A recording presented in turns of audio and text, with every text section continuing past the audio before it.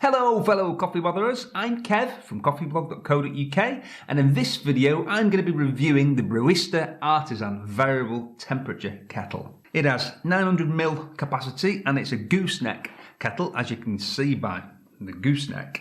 If you're not familiar with these kinds of kettles, they're very popular for pour over. They give you more control and precision when brewing via pour over or Aeropress than standard kettles.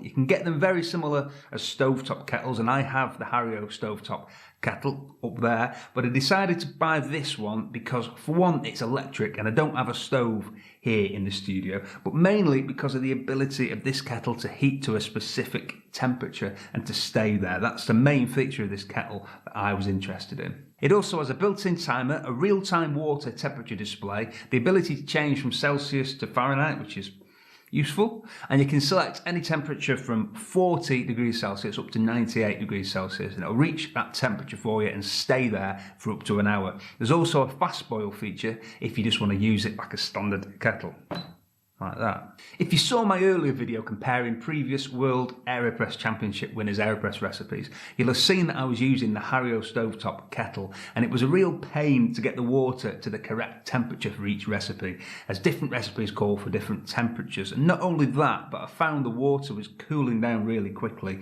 and I had no control, or very little control, over what the temperature was at the point that I started brewing. So in theory at least, this kettle is perfect for trying different recipes via pour over or Aeropress, as it means you can get your water to the specific brew temperature and it'll keep it at that temperature for you until you're ready to pour. It is £130 and I've bought this one, by the way, this isn't a sponsored video or anything of that nature. 130 quid does seem a lot for a kettle, true, and hopefully by the end of this video I'll be able to tell you whether I think it's worth the money or not. I've not actually brewed with this kettle yet, so what I'm going to do is I'm going to follow an Aeropress recipe, I'm going to brew now, I'm going to film it, and then I'm going to come back and tell you what I think about this kettle. And I'll put the recipe up on the screen, by the way, if I remember. Importantly for this, we want 85 degrees Celsius water. So temperature 85, there we go.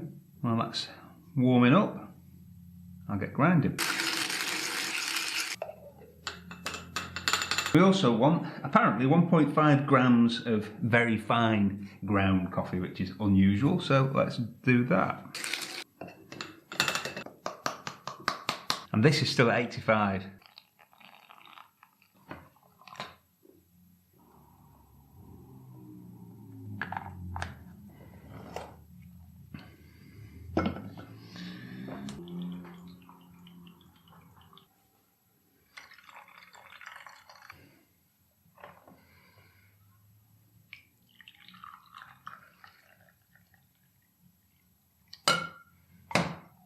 And that's very nice.